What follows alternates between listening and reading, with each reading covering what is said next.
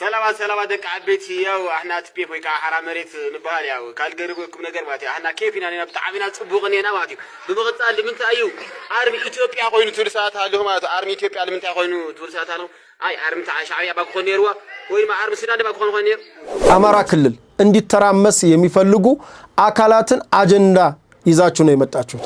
ዛሬም ወያኔ ዘባተሏን ይዛ ኢትዮጵያን ለማፍረስ ከኋላ የታሪካዊ ጠላቶቻችንን አጀንዳ ተሸክመው ኢትዮጵያን እናፈርሳለን ትግራይ ተሰሪ ብለው በመጡበት ጊዜ የኢትዮጵያ ልጆች ሆ ብለው ተነስተው አካባቢው ደብር አስተዳዳሪ ነው መጀመሪያ ጁንታዎቹ እንደመጡ የገደሏቸው ያን ቄስ ነበርና ማህበረሰቡ ቄሱ ሲገደሉበት በሙሉ ነቅንቆ ተነሳው እንደሚባለው ጽንፈኛ ቡድን እንደሚላችሁ አራጅ ቆራጭ ጆሮ ቆራጭ ገዳይ ማን እንደሆነ ታውቁታላችሁ። አማራ ተበደለ ፍርድ ተጓደለ ተፈናቀለ አትገባም ተባለ እንዲ የሚባለው ነገር ሰምታችሁ ነው። በቃ ሲነቃ ይበቃል። 3 አመት ሙሉ ትምርት ከማስቆም ንግድን እንቅስቃሴ ከማስቆም ከማስተጓጉል ኦሮሚያ ክልል ነው እንዴ ሸኔ ነው እንዴ ይሄን ያደረገው? የራስ ሸኔ እኮ ነው ይሄን ያደረገው። የክልሉ መንግስት እንግዲህ መንግስት ሆነሃል መንግስት ኮንክ መንግስቱ ህዝቡ አድነኝ ይያለ ነው ህዝቡ ጠብቀኝ ይያለ ነው።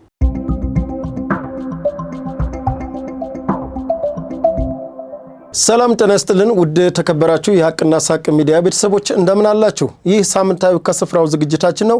በዛሬው ዕለት ከተለያዩ አካባቢዎች ያገኘናቸውና እንዲሁም እኔ ሰሞኑን ጎንደር ነበርኩኝ።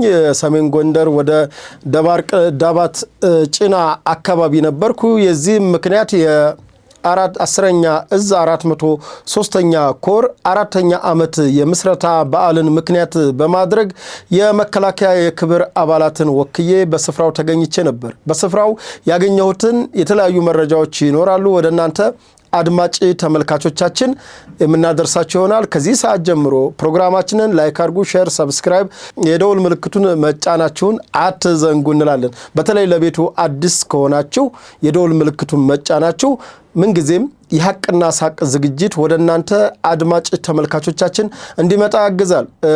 በዚህ አጋጣሚ 300,000 ልንሞላ ሰብስክራይባችን 1,000 ነው የቀረው።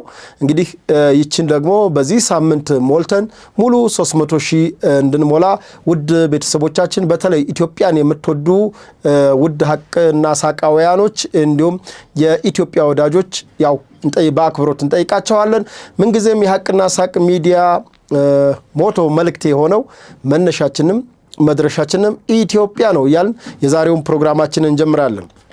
ታዲያ የጎንደርን ነገር ካነሳን ከሰሞኑን በሰሞኑ እንቅስቃሴ ምንድነው የተካሄደው የሚለውን እሱንም ደግሞ በተለይ በዘንጋጅ አካባቢ የተደረጉ ኦፕሬሽኖች በተለይ የጽንፈኛው ቡድን ከሁለቱም ወገን ነው የተደመሰሱት በእግረኛ ሰራዊት ማለት ነው በመከላከያ ሰራዊታችን እንዲሁም በአካባቢው ጥምር ጦር እንዲሁም ደግሞ በዛሬው ዕለት በምስራቅ ጎጃም ዞን ሰላም ይሻለናም ብሎ ታጣቂው የጽንፈኛው ቡድን በተለይ የነ አስረስ ማሪ ቡድን እጅ ወደ ላይ ብሎ ለሰላም እጁን መጥቷል። ለዚህ ክብር ይገባቸዋል። ምክንያቱም ከዛ ወንበዴና ዘራፊ ቡድን ለሰላም ራሳቸውን መርጠው ስለመጡ በጣም ደስ የሚል ነው።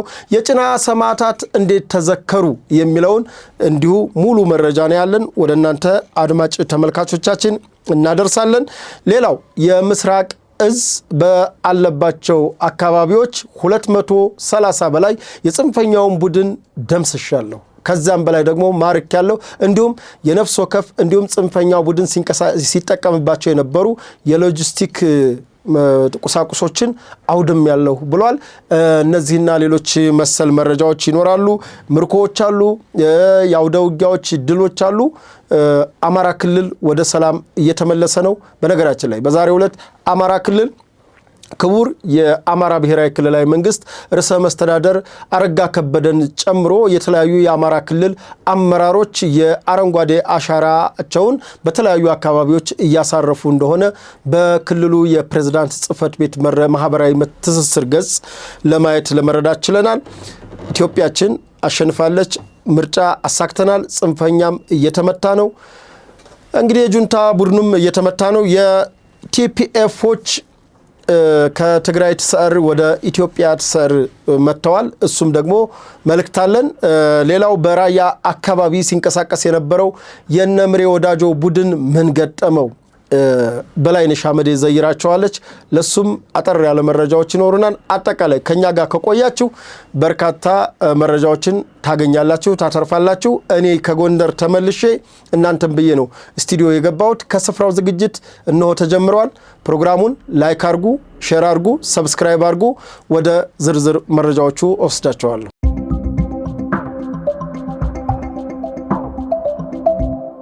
መልካም በቀጣይነት የምናልፈው እንግዲህ ወደ ሰሜን ጎንደር ይሆናል። በሰሜን ጎንደር ቅድሚያ መግቢያ ላይ እንደነገርኳችሁ ጀግና ኢትዮጵያ መከላከያ ሰራዊታችን ማለትም 10ኛ እዝ 403ኛ ኮር 4ኛ ዓመት የምስረታ በዓሉን ምክንያት በማድረግ እንዲሁም በሰሜኑ ጦርነት ወቅት በተለይ ነሐሴ 24 ጀምሮ እስከ ነሐሴ 30 ድረስ የጭና አውደ ውጊያ በተደረገበት አካባቢ ማለትም ጭና ቀበሌ የጀግና ኢትዮጵያ መከላከያ ሰራዊታችን የጭና ጀግኖች ሰማዕታት መታሰቢያ ጤና ጣቢያን አስገንብቷል። በዚህ አካባቢ ሐውልት ከማሰራት ይልቅ ለህብረተሰቡ የሚጠቅመውን በተለይ ወላዶች ሩቅ ቦታ ሄደው ለወሊድ ለህልፈት የሚዳረጉበት የአካባቢው ሰዎች ደግሞ ለሞት የሚዳረጉበት አካባቢ ነውና ማለትም በአካባቢያቸው ለደባርቅም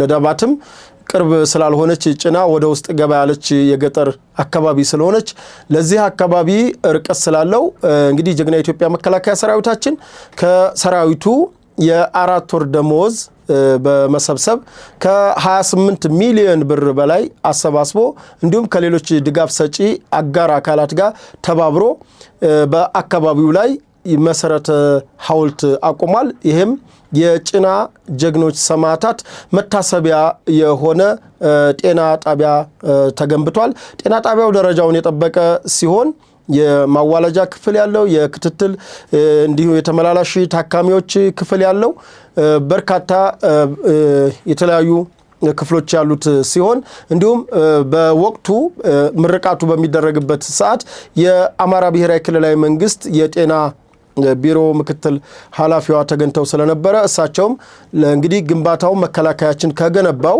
እኛ ደግሞ ለሚያስፈልገውን ቁሳቁስ እናሟላለን ብለዋል። እንግዲህ ይህንን ካልኩ ዘንዳ የ403ኛ ኮር ምስረታን አስመልክቶ በመርሃ ግብሩ የጀግናው ኢትዮጵያ መከላከያ ሰራዊታችን የክብር እንግዳ የሆኑት ሌተናል ጄኔራል መሰለ መሰረት በነገራችን ላይ ጄኔራል መሰለ መሰረት ከዚህ በፊትም የምዕራብ እዝን እየመሩ እዛ አካባቢ ላይ ትልቅ ተጋድሎ ያደረጉ ሲሆኑ በተለይ ይሄን የጭናን አካባቢ ውጊያ ፊት መሪ ሆነው የመሩ ጀግና የኢትዮጵያ የቁርጥ ቀን ልጅ ናቸው። ከሳቸው እንግዲህ ያው በአካባቢው የትልቅ ኮሊደር ነው። በነገራችን ላይ ይሄ ኮሊደር ማለት እውነት የሱዳንና ጎንደርን በቃ ማዕከላዊ ጎንደርን ከሁመራ ሙሉ በሙሉ የሚቆርጥ ሲሆን የጁንታው ቡድን አስቦ የነበረው ሙሉ በሙሉ ወደ ሱዳን የሚያደርገውን ጉዞ በሊማሊሞ ቆርጦ ይሄን የደባርቅ ዳባትና የጭናን አካባቢ አልፎም እንግዲህ አምባ ጊዮርጊስን ሙሉ ጎንደርን ወደ ታች ትቶ ማለትም ማዕከላዊ ጎንደር ከተማን ማለት ነው ትቶ ከመተማ ዮሐንስ ጋር አስተሳስሮ ሙሉ ኮሪደሩን የምዕራብ ኮሪደር የሚባለውን ሙሉ በሙሉ የመቆጣጠር ስትራቴጂ ነበር የጥላት የነበረው። ይህንን የጥላት ስትራቴጂ የተረዱ ክቡር የኢፌድሪ ፊልድ ማርሻል ብርሃኑ ጁላ እንዲሁም ደግሞ የኢፌድሪ ክቡር ጠቅላይ ሚኒስትር ዶክተር አብይ አህመድ እዘምታለሁ ብለው ከማወጃቸው በፊት እዚህ ቦታ ላይ ተገኝተው ኦፕሬሽኑን በበላይነት በድሽቃ ርቀት ነበር ሲመሩት የነበረውና ይሄ ኢትዮጵያን የመታደጉ ኢትዮጵያን ከመፍረስ በትክክል ከመፍረስ የመታደግ ትልቁ ሁለተኛው ዳግማዊ አድዋ ተብሎ በታሪክ ሊመዘገብ የሚገባው ታሪክ ፈጽመዋል። በዚህ አጋጣሚ ክቡር ሌተናል ጄኔራል መሰለ መሰረት ያን የጭናን ውጊያ ሲያስታውሱት ወቅቱ ክረምት ነው እንደሚታወቀው ነሐሴ ነው። አካባቢው ደግሞ የሰሜን ተራሮች ጀርባ ስለሆነ ጉም የዘጋው የአካባቢው ማህበረሰብ እንዲሁም መከላከያ ሰራዊታችን ሚኒሻዎች ከተለያዩ አካባቢዎች በተለይ የመጡ በተለይ የወለጋ ሚኒሻዎች የሐረር ሚኒሻዎች አፋን ኦሮሞ ብቻ የሚናገሩ ከአካባቢው ማህበረሰብ ጋር በቀላሉ በቋንቋ እንኳን የማይግባቡ ነገር ግን አንድ ኢትዮጵያን ለመታደግ ሲሉ መስዋዕትነት የከፈሉበት ዳግማዊ አድዋ የተባለለትም ለዚህ ነው። የሲዳሞ ልዩ ኃይል አለ፣ የደቡብ ልዩ ኃይል አለ። ከነሱ በተጨማሪ የኦሮሞ ልዩ ኃይል ሚኒሻው ኦቨር ነበረ፣ ከመከላከያ ሰራዊታችን የበለጠ ነበረ።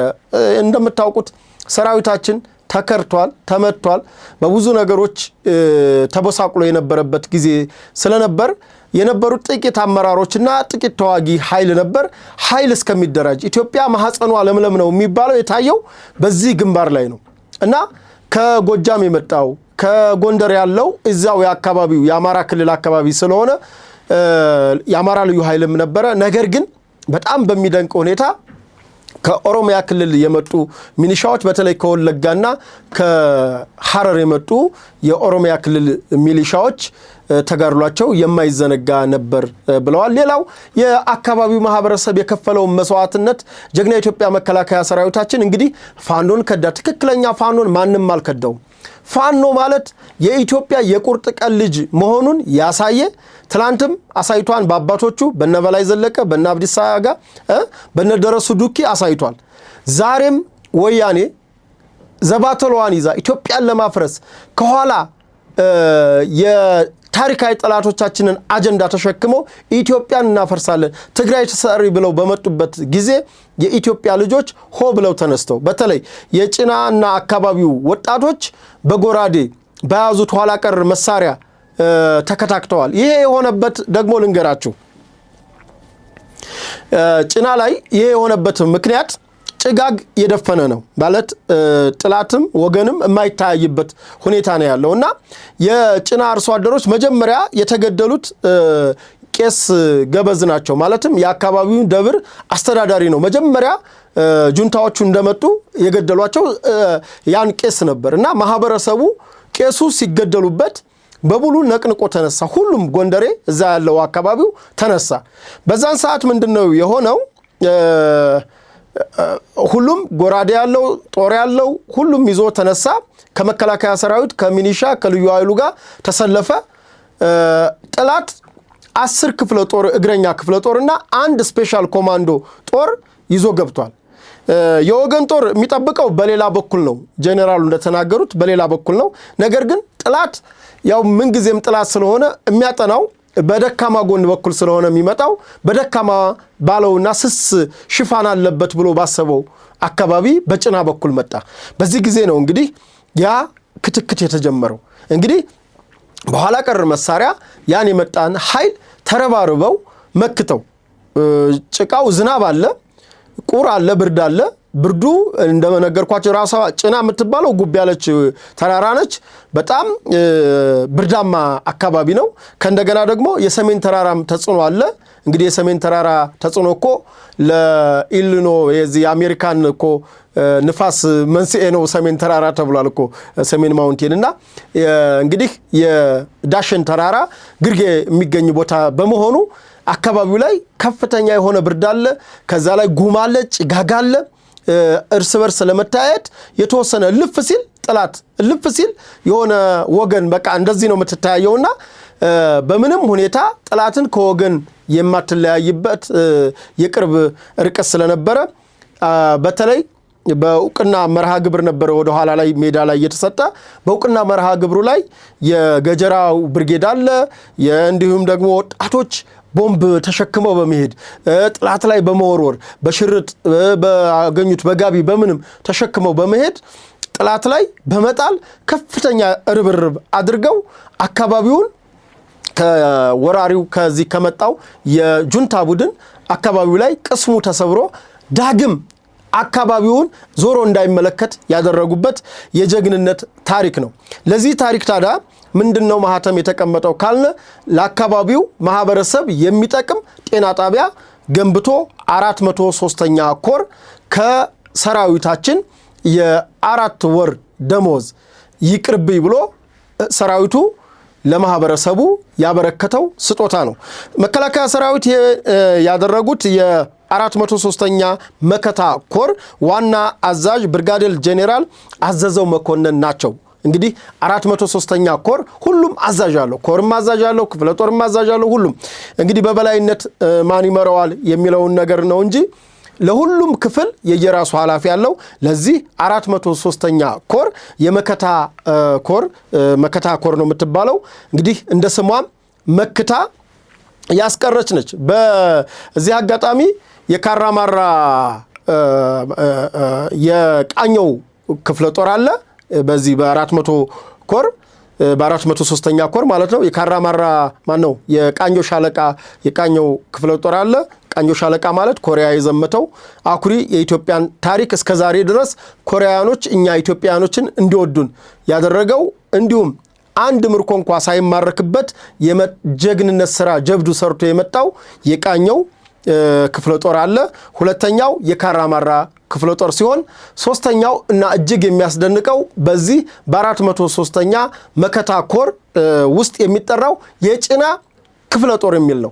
የጭና ክፍለ ጦር የጭና ታሪክ ከካራማራ ታሪክ ከቃኘው ሻለቃ ታሪክ እንዲሁም ከዳግማዊ ማን ነው ካድዋ ታሪክ የማይተናነስ ስለሆነ ለቦታው ማስታወሻና ለድሉ መዘከሪያ ሲባል 403ኛ መከታ ኮር የጭናን ክፍለ ጦር መስርቷል ማለት ነው አለው ማለት ነውና እንግዲህ ለአካባቢው ጤና ጣቢያ ገንብቷል።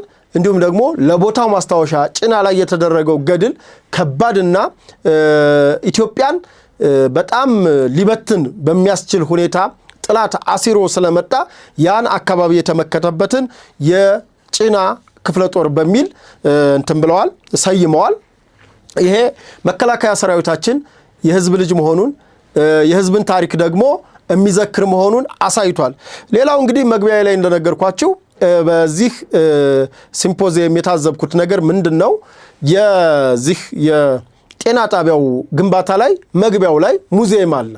ምንድነው መጀመሪያ ጤና ጣቢያው ራሱ የተገነባበት አገነባብ አጠራሩ የጭና ጀግኖች ሰማዕታት መታሰቢያ ጤና ጣቢያ ይላል። መግቢያ መጀመሪያ ጤና ጣቢያው በራሱ 403ኛ ኮር ያሰራው መሆኑን መታሰቢያነቱ ይሄ ነው ይላል።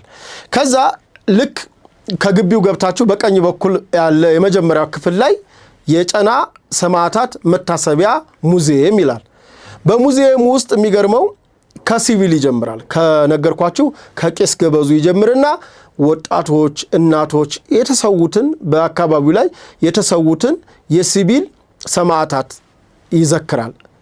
ሲቪል ሰማዕታት በቀኝ በዚህ እንዲስዞር በቀኝ በኩል ደግሞ የመከላከያ ሰራዊት ከከፍተኛ ማዕረግ ጀምሮ በአካባቢው ላይ ዋጋ የከፈሉ ማለት አመራሮቹ ናቸው እንትን ያሉት የተለጠፉት። እንግዲህ ሰራዊቱ ብዙ ስለሆነ ሰራዊቱን ያው የተሰዉ የሰራዊት አባላት በሚል ነው እንጂ የታለፈው አባላት ያው ሁስንቱ ተለጥፎ ይዘለቃል። እና ያ እንግዲህ በመስዋዕትነት የተገኘ ሰማዕትነት እንግዲህ እንደሚታወቀው መስዋዕትነት ነው። በመስዋዕትነት የተገኘ ድል መሆኑን አመራሮቹ ምን ያክል አመራር በዛ አካባቢ ላይ እንዳለቀ ያን ኢትዮጵያን ለማቆየት ኢትዮጵያን ለማጽናት ከኮሎኔል ጀምሮ ከሻለቃ አመራር ጀምሮ እንዲሁም ደግሞ ለጥላት እጃችንን አንሰጥም ብለው በቦምብ ራሳቸውን ያጠፉ አመራሮች ነበሩ። ምክንያቱም እንደነገርኳችሁ አካባቢው በጉም የተሸፈነ ስለሆነ ራስ በራስ እንኳን መገናኘት የማይቻልበት ደረጃ ተደርሶ ስለነበረ ያው ጉሙ ሲለቅ በጥላት ተከቦ ይገኛል። በዛኔ በቦምብ ራስን ያጠፉ ጀግና ኮሎኔሎች ያሉበት የጭና የድል ታሪክ ነው የተዘከረው። ይሄ በጣም ድንቅ የሚያደርገው ነው። የዚሁ የሲምፖዚየሙ አካል የሆነ የበዓል አከባበሩ ዋና አካል የሆነው የፓናል ውይይት ነው። እንግዲህ የፓናል ውይይቱ መጽሐፍ የ403ኛ ኮር መጽሐፍ ታትሟል። እንዲሁም መጽሔት አለ። በመጠኑ የሆነ መጽሔት ተዘጋጅቷል። የተወሰነ ብሮሸሮች አሉ። እነዚህ የሚያመለክቱት በአጠቃላይ 403ኛ መከታ ኮር ምን ያክል የጭና ላይ ዋጋ እንደከፈለችና የአካባቢው ማህበረሰብ ምን ያክል ዋጋ እንደከፈለ የሚዘክር የሚያስታውስ ታሪክ እሱ ተቀምጧል። ይህንንም የሰሜን ጎንደር ዞን ዋና አስተዳዳሪ የሰሜን ጎንደር ዋና አስተዳዳሪ እንዲሁም ደግሞ የደባርቅ ዩኒቨርሲቲ ዶክተሮች ፓናል ውይይቱን መርተዋል። በዚህም በአቀረቡት የፓናል ውይይት እንደተረዳ ነው ምንድነው ማህበረሰቡ ከሰራዊቱ ጋር የነበረውን ቁርኝት ህብረተሰቡ ለሰራዊቱ ሲሰጠው የነበረው ድጋፍ ስንቅ የማቀበል እርጥብ ሬሽን ማለትም እንጀራ እየጋገረ ወጥ እየሰራ አሻሮ ቆሎ እየቆሉ እናቶች እንዲሁም ደግሞ ወጣቶች በዛ በዛ ብርድ ሳይበገሩ ቁስለኛን በማግለል የተሰዉትን በክብር በማሳረፍ እንዲሁም ደግሞ ለአካባቢው ለመጡ ሚኒሻዎችና ሌሎች ድጋፍ ሰጪ የጦሩ አካሎች ደግሞ ሞራል በመገንባት ትልቅ ተጋድሎ ያደረጉ በኋላም በክብር ሽልማት እንዳየነው ልጆቻቸው የተሸለሙ አሉ። ሚስቶቻቸው የተሸለሙ ጀግኖች ያርበኛ ልጆች አሉ። እነሱ ደግሞ ጥላትን ተናንቀው እንዴት ድባቅ እንደመቱትና ተስፋውን ቆርጦ ወደ መጣበት እንዲመለስና ሌላ አቅጣጫ እንዲከተል ምዕራቡን የኢትዮጵያን ክፍል ዳግም የጁንታ ቡድን እንዳያደረገ ድል ሰርተው እንደመለሱ የፓናል ውይይቱ አስረድቷል። በጣም የሚደንቅ ገለጻ የሚደንቅ አቀራረብ ነው ያደረጉት። እንግዲህ 403ኛ መከታ ኮር እንደ ኮር ይሁን እንጂ በሰዓቱን እንደምታስታውሱት እንግዲህ በርካታ የጽንፈኛው ማለት የዚህ የጁንታው ቡድን ኢትዮጵያን አፈርሳለሁ ብሎ በቀቢጸ ተስፋ ተነስቶ ትግራይ ገነጥላለሁ አገር አደርጋለሁ ብሎ ባልተጨበጠ ተስፋ ቀቢጸ ተስፋ ማለት ያልተጨበጠ ተስፋ የማይጨበጥ ተስፋ ማለት ነው። ሌላ ነገር የለውም እና በማይጨበጥ ተስፋ ዝም ብሎ በነደብረ ጽዮን አስተሳሰብ ተነስቶ ማለት ነው። ዛሬ እነጌታቸው ቢሻላቸው እነጌታቸውም ጭምር በሙሉ የዛኔ በእብሪት በማናለብኝነት የሰሜን ዕዝን መተው ከዛ በኋላ ደግሞ ይባስ ብለው ኢትዮጵያን አፍርሰን ትግራይን አገር እናደርጋለን ብለው ተነስተው ያ ሁሉ ወጣት እንደ ቅጠል ረግፎ ያ ረገፈ ማለት አይደለም በእኛም በኩል ረግፏል ማለት ኢትዮጵያን አድናለሁ በሚለውም ኃይል ረግፏል። ነገር ግን በዚህ በኩል ያለው መስዋዕትነት አገርን ለመታደግ አገርን ለማዳን ነው። በዛ በኩል ያለው ግን ትግራይም አገር አልሆነችም እነ ደብረ ጽዮንም የተመኙት ምኞት ሳይሰምር ይሄው ትግራይ አሁን ላለችበት አሁን ደግሞ ለሌላ ዳግም እንቅስቃሴ ዳግም ጦርነት እየተነሱ ነው። ቅድም መግቢያ ላይ እንደነገርኳችሁ ቲፒኤፎቹ በደንብ አድርገው እየመለሱላቸው ስለሆነ እሱን ወደ ኋላ እናያለን። ሌሎችም ሰላም ደቅ አቤት ያው አህና ቲፒኤፍ ወይ ካራ መሬት ንባል ያው ካልገርበኩም ነገር ማለት አህና ኬፊና ነና በጣምና ጽቡቅኔና ማለት በመቀጣል ለምንታዩ አርሚ ኢትዮጵያ ኮይኑ ትልሳታ አለሁ ማለት አርሚ ኢትዮጵያ ለምንታይ ኮይኑ ትልሳታ ነው አይ አርሚ ሻዕቢያ ባኮን ነርዋ ወይ አርሚ ሱዳን ባኮን ነር አርሚ ኢትዮጵያ ኮይ ትክክለኛ አህናስ ኢትዮጵያውና ማለት ትግሪያት ናገርት ኢትዮጵያውን በደንባምቡ ምንባብ ዘይትኾሉ በደንባምቡ ኢትዮጵያ አርሚ ይውላ نحن إرتراويان يخونا إثيوبياويان هنا زي العالم إثيوبيا تسعر for the future إثيوبيا يشنفها تذكر وجع حرام مريت يعود إثيوبيا نقدر ما يقرأوا ديجيتال إثيوبيا وتاك عيسى إرتراوية تدخلنا غتروا سرا تذكر كاو إثيوبيا ترى ما كنا نضرب كم تبي في سعر إثيوبياوي በአጠቃላይ ግን የዚህ የጁንታው ቡድን የጽንፈኛው እብሪተኛው ቡድን በዛ አካባቢ ያደረገው እንቅስቃሴ ተሳክቶ ቢሆን እውነትም ኢትዮጵያን አሁን አናያትም ነበር። ምክንያቱም ከሱዳን ጋር ያለውን ግንኙነት ከዛም በኋላ ግብጽ አለች፣ ሌሎች የኢትዮጵያ ታሪካዊ ጥላቶች አሉ። ትላንትና ቀይ ባህር እንድናጣ ያደረጉ አካሎች ዛሬ ደግሞ ኢትዮጵያን ፈርሳ ማየት ስለሆነ የሚፈልጉት ያው ይሄ ቡድን ደግሞ ብር ከሰጡት የሆነ ቃል ከገቡለት ያው ከማድረግ ወደ ኋላ ስለማይል ምክንያቱም እኛ እንዲ ነበር ያልና አይደለም። ትላንት እኮ አንድ ሀገር የነበረው ኤርትራና ኢትዮጵያ ብለው አሳይተውናል። ደግሞ ተነሱና ትግራይን ሀገር እናረጋለን ብለዋል። ኦነግ አለው ኦሮሚያን ሀገር ያረጋለው ሌላው የግድ ትግራይና ኦሮሚያን እንደዛ ሲያደርጉ ሌላው አካል የሚበታተንበት ሁኔታ ስለሚፈጠር ያ ነው እንግዲህ ለዚህም ነው ብዙ ዋጋ ተከፍሎ ዛሬ ደግሞ ያ ዋጋ እንዳልተከፈለ ሆኖ ይሄ ጽንፈኛ የጁንታ ቡድን ዛሬም እየተንቀሳቀሰ ያለው የሚገኘውና በአጠቃላይ ግን 403ኛ መከታ ኮር እጅግ አስደማሚ አስደናቂ በወርቅ ቀለም ጽፈው ዝግጅታቸውን በዳባት ከተማ በደማቅ ሁኔታ ህብረተሰቡ በተገኘበት የሰራዊቱ አባል በተገኘበት ከዚህ በፊት በጭና ውጊያ በክብር የተሰዉ ቤተሰቦች በተገኙበት እንዲሁም የሀገር ሽማግሌ የሃይማኖት አባቶች ሴት እናቶች የተለያዩ የክፍሉ የጦሩ የተለያዩ ባለማዕረግተኞች በተገኙበት በታላቅ ድምቀት የተከበረ ሲሆን በእለቱም የክቡር ፊልድ ማርሻል ብርሃኑ ጁላ መልእክት በቦታው ላይ ተላልፏል። እንግዲህ በጣም የእሳቸውን መልእክት ሲተላለፍ ማህበረሰቡ እጅግ በደስታ ጮቤ ረግጧል። ምክንያቱም ያው እንግዲህ ሁሉም የራሱ ታሪክ አለው።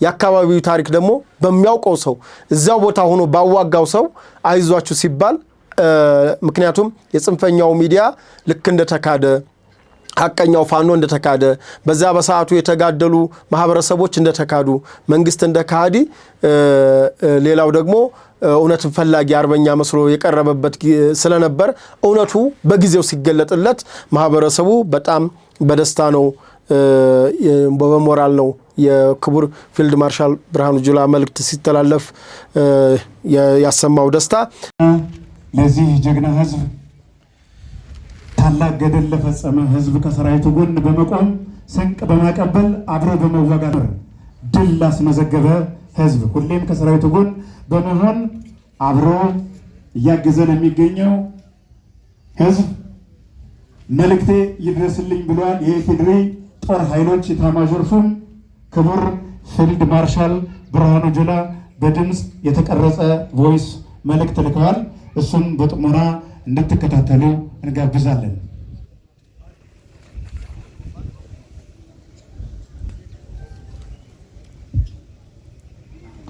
ውድ የ12ኛ እዝ 403ኛ መከታ ኮር አባላት እና አመራሮች በሙሉ እንኳን 4ኛ ዓመት የምስረታ በዓል አደረሳችሁ። 403ኛ ኮር ታሪካዊ ኮር ነው። በምዕራብ እዝ ስር ሆናችሁ በጭና ውጊያ ታሪክ የሰራ ኮር ነው። ሶስቱም ክፍለ ጦሮች ጀግኖች ናቸው። በዛ ጭጋጋማ ገደላማ የጎንደር ዳባት ደባርቅ መስመር ላይ ኢትዮጵያን አጋጥሞት የነበረ አደጋ የቀለበሳችሁ ኢትዮጵያን አዳናችሁ ጀግኖች ናችሁ። ከዛ በኋላም የጽንፈኛው ፋኖ እንቅስቃሴ የአማራን ህዝብ በእጅጉ ረብሾ ሰርቶ እንዳይበላ እንዳይንቀሳቀስ እያገተ እየገደለ ክልሉን አጎሳቅሏል። ይህን ኃይል ደግሞ ለማስታገስ በህዝቡ ጋር ሆናችሁ የሰራችሁት ሰፊ ስራ ታሪክ የማይረሳው ነው። አሁን ደግሞ ከዚህ ስራ ጎን ለጎን ልክ በዋናው የውጊያ ጊዜ የሰራችሁትን አይነት ጀግንነት የሽምቅ ውጊያ እየተዋጋችሁ ጎን ለጎን ለህዝባችሁ በክፉ ቀን ከጎናችሁ ለነበረ ለጀግናው የጎንደር ህዝብ ደጀናችሁ ለነበረው ህዝብ የሰራችሁት የልማት ስራ በእጅጉ አስመሰግናችኋል። ጀግና አርበኛ ሁልጊዜ ለህዝቡ ይጨነቃል። ህዝቡን ከስቃይ ለማዳን ይታጋል እና እናንተ ይህንን ተወጥታችኋል። በምዕራብ እዝ ስር በነበራችሁ ጊዜ ጀግኖች ነበራችሁ። አሁንም በ12ኛ እዝ ስር ሆናችሁ የጀግንነት ስራ እያሳያችሁ ነው። እንኳን አደረሳችሁ። ይህን ስራ ለመስራት ያስተባበራችሁ አመራሮች ምስጋና ይገባችኋል።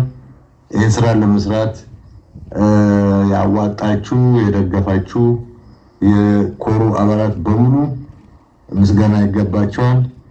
ህዝባችሁ ምን ያህል ደስ እንደሚለው ይገባኛል። እንኳን አደረሳችሁ። በርቱ።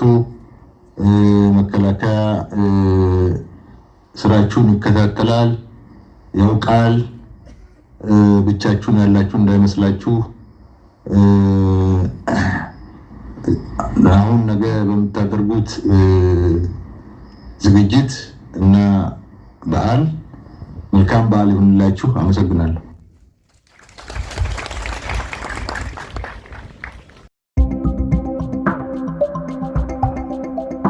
በቀጣይነት ደግሞ የምወስዳችሁ እንግዲህ ሰሜን ጎንደር ሄደህ ምን አየህ ካላችሁኝ ያየሁት ነገር ምንድነው? በአዲስ አበባ ከተማ የተጀመረው የኮሪደር ልማት በመላ አገራችን ተስፋፍቶ ይገኛል። እንግዲህ በሰሜን ጎንደር ዋና ከተማ የሆነችው ደባርቅም ያየነው ነገር ይሄን ነው።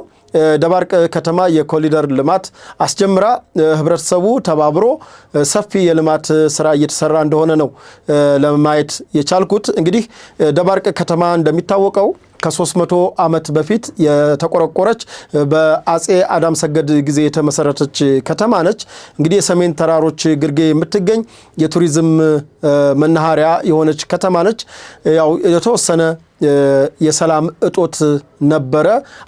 ያው እሱም የተወሰነ ተጽዕኖ ስላደረሰ ነው እንጂ አካባቢ አብዛኛው የሰሜን ተራሮችን ለማየት ዋልያ፣ ጭላዳ ዝንጀሮ፣ ቀይ ቀበሮ፣ ብርቅዬ አራዊቶች እንዲሁም እንደሚታወቀው በሀገራችን ትልቁ ተራራ ራስ ዳሸን ራስ ደጀን በዛ አካባቢ ስለሚገኝ ዳሸን ተራራን ለመጎብኘት የሄደ የሀገር ውስጥም ይሁን የውጭ ጎብኚዎች የሚያርፍባት ውብ ከተማ ነች። ማህበረሰቡ እጅግ ሰው አክባሪ፣ እንግዳ ተቀባይ ነው። እውነት ለመናገር ይሄ ለሚዲያ ሳይሆን በተግባር ያየሁት እውነት ነው። ማህበረሰቡ ሰው ይወዳል። በተለይ እንግዶች ሲሄዱ እንግዳ ይቀበላል። ለምሳሌ ቡና እኔ ደባርቅ ከተማ ቡና የለም እንጂ ቡናማ ቢኖር አያገር ጎንደር። ግን ደባርቅ የቡና ከተማ ነው የመሰለች። ምክንያቱም በከተማዋ አንድ የስኒ ቡና 30 ብር ነው ገዝተን የጠጣ ነው። እንግዲህ በየአካባቢያችሁ የስኒ ቡና ስንት ነው? እሱን ለእናንተ መልሱ ልተወውና በአጠቃላይ እንግዳ መጣብኝ እንኳ ብለው እንግዳ ስለመጣ ከቡና ዋጋ ላይ የማይጨምሩ ምክንያቱም ኢንፎርሜሽን ዛሬ ሁሉም አካባቢ ያለው። በዚህ አጋጣሚ የደባርቅ ከተማ ያሉ የጀበና ቡና አስተናጋጆች እጅግ ነው የምናመሰግናችሁ። ምክንያቱም እንግዶቻችሁን እንዴት አክብራችሁ እንዴት አድርጋችሁ እንደሸኘ ሆቴሎቹን ያው በተመሳሳይ ነገር ግን ቡና ላይ ያየሁት ምክንያቱም እንግዳ ሄደ ቱሪስት ሄደ ሲባል ሰው ይጨምራል እና በዛ አካባቢ ግን ያየሁት እጅግ ሐቀኝነትን፣ ቅንነትን፣ የተጠየቁትን ነገር በአግባቡ የሚመልሱ ስለ አካባቢያቸው ስለ ቦታው ቢያወሩ የማይሰለቻቸው ስለ ሰሜን ተራሮቻቸው ስለ ዋልያ፣ ስለ ጭላዳ ዝንጀሮ፣ ስለ ብርቅዬ አራዊታቸው ሰው የናፈቃቸው ሰዎች መሆናቸውን እውነት በቆይታዬ እንደውም ፍቅር አስይዘውኝ ነበር። እንደው ባልመለስ ሁሉ ያልኩበት ሁኔታ ነበርና እጅግ ሰው ወዳድ እንግዳ ተቀባይ ከዛ ላይ የዘመኑ ይሄ የብሔር ፋሽን ያልገባበት የትኛውንም አይነት ማህበረሰብ ሙዚቃ የሚደመጥበት እጅግ ደስ የሚል ያው እንግዲህ በአቅሟ ዓለም አቀፍ ከተማነት ያላት ምክንያቱም እንግዲህ ስላነሰ ስለተለቀ ሳይሆን አያንሳትም 150 ሺህ በላይ ማህበረሰብ እንዳለ ለማወቅ ችያለሁ በአካባቢውና ግን ደባርቅ ዩኒቨርሲቲም አለ ተቋሞችም አሉ እና ይሄ ለደባርቅ ከተማ ተስፋ ሰጪ ነው። በዚህ አጋጣሚ ለክቡር ጠቅላይ ሚኒስትር እንደው ዶክተር አብይ አህመድ ሰሜን ተራሮችን እንደው ልክ እንደ ገበታ ለሀገር ገበታ ለትውልድ እንደው ለሰሜን ተራሮችም ቢታይ የሚል ጥቆማ አለ። ምክንያቱም ክቡርነቶ ያው ብዙ ጊዜ እርስዎ ነገሩኝ አይሉም የት ቦታ ምን መገንባት እንዳለበት ያውቃሉ። እንደሚታሰበውም አይደለም የአካባቢው ሰላም እንደሚታሰበው አይደለም። ጥሩ እንቅስቃሴ ያለበት ነጋዴዎች የሚንቀሳቀሱበት የንግድ መኪናዎች ሲንቀሳቀሱበት ያየሁበት ሁኔታ ነው ያለው። ከተማው እጅግ የተረጋጋ ሰላማዊ ከተማ ሆኖ ነው ያገኘሁት እና ደባርቅን እንደው ብትጎበኝ በተለይ በኢንቨስትመንት በኩል ተወላጆች ተቆርቋሪዎች ዝም ብላችሁ ይሄ ጽንፈኛ የሚያወራችሁን ይሄ በሬ ወለድ የሚያወራችሁን ተውት፣ እርሱት። 3 ዓመት ተሸወዳችሁ። ያ ምን አመጣ? እውነታውን ቦታው ደውላችሁ ዛሬ ዘመኑ እንግዲህ ዘመኑ እኮ ወርቅ ነው ማለት ዘመኑ ምንድነው በኢንፎርሜሽን ዘመን ነው ደውላችሁ ምን አለ አሁን ደባርቅ ላይ ቴድሮስ አያለው እንደዚህ ብሎናል እውነት እንዲህ ነው ወይ ሰላም አለ ወይ ልማት አለ ወይ ህዝቡስ ሰው ጠምቶታል ወይ ህዝቡስ ልማት ጠምቶታል ልማት እየፈለገ ነው ወይ ብላችሁ ጠይቁ እንደው በዚህ አጋጣሚ ከርዕሱ ጋር እንትን ባይልም የዳባት አካባቢ እንዲሁን ተቀሳቀሽ ነበር ቡና ዝም ብዬ ከጓደኞቼ ገንጠል ብዬ የመንቀሳቀስ ነገር አለኝ የትም ከተማ ሲሄድ ነው ይሄን ማድርገውና ገንጠል ብዬ ሄጄ ልማት ይናፍቃል ከእንደገና ምርጫ አልተደረገም ዳባት ማለት እንግዲህ የመሳፍንት ሻለቃ ራሳቸውን ሻለቃ ብለው የሚጠሩት የሻለቃ መሳፍንት አገር ነው ማለት አካባቢ ነው ያው እንግዲህ የሳቸው አገር ገዢ ስላልሆኑ ነገር ግን የሳቸው አካባቢ የትውልድ ቦታ ነውና የዳባት የሚባለው ዳባትና ደባርቅ ያው ቅርብ ለቅርብ ነውና ደባርቅ ላይ ምርጫ ተደርጓል ዳባት ላይ አልተደረገምና ዳባት ላይ ምርጫ ለመደረጉ ልማታችንን ያጓታል የሚል የህብረተሰቡ ጥያቄ አለ እና ይሄ የህብረተሰብ ጥያቄ መደመጥ አለበት በተለይ የአማራ ብሔራዊ ክልላዊ መንግስት ከሌሎቹ አካባቢዎች ምንም የተለየ ነገር የለም ምርጫ የማይደረግበት የማይካሄድበት ነገር የለምና ዳባት ላይ ምርጫ እንዲደረግ ህዝቡ ይፈልጋልና ይሄንን የህዝቡን ጥያቄ ያው እንደ ሚዲያ ሰውም ያስተጋባው ነው ይሄ ነው እንግዲህ ምርጫ ይደረግ ነው ዳባትን ማን ነው ደባርቅን በተመለከተ ግን ብዙ ጥያቄዎች አሉ ከኢንቨስትመንት አቋያ ከዚህ ከገበታ ለሀገር ቱሪዝምን ከማቆየት ያው እንግዲህ ነጮቹ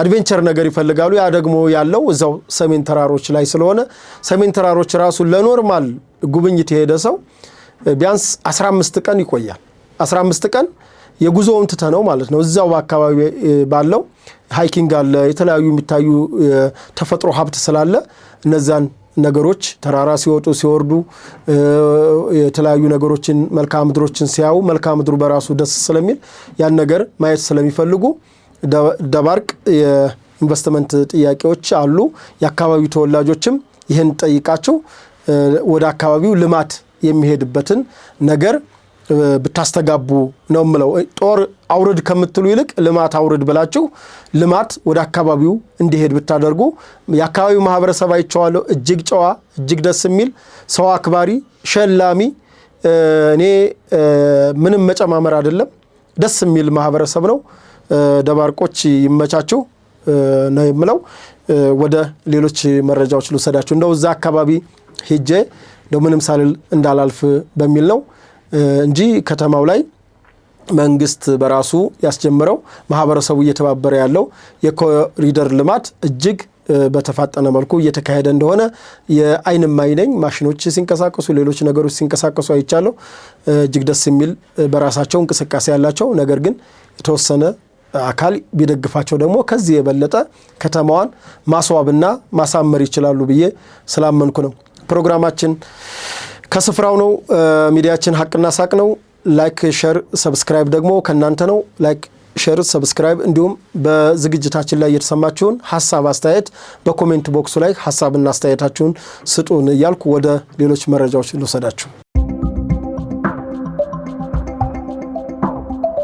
በቀጣይነት የምንሄደው ወደ ጎጃም ይሆናል በምስራቅ ጎጃም ዞን የመንግስትን የሰላም ጥሪ የተቀበሉ ታጣቂዎች ወዶ ገቦች በዛሬው ዕለት እጃቸውን ለመንግስት አካል ሰጥተዋል በዚህም በምስራቅ ጎጃም ዞን በባሶ ሊበን ወረዳ ታጥቀው ሲንቀሳቀሱ የነበሩ ታጣቂ ኃይሎች የመንግስትን የሰላም ጥሪ በመቀበል ወደ ሰላም ገብተዋል በዛሬው ዕለት የሰላም ጥሪውን ተቀብለው በባሶ ሊበን ራሱን የአብጅራት ብርጌድ እያለ የሚጠራው ህገወጥ ቡድን የህገወጥ ቡድን አካል መሆናቸው ታውቋል የሰላም ጥሪውን የተቀበሉ ታጣቂዎች በሰጡት አስተያየት መሰረት እኛ ወደ ሰላም የተመለስነው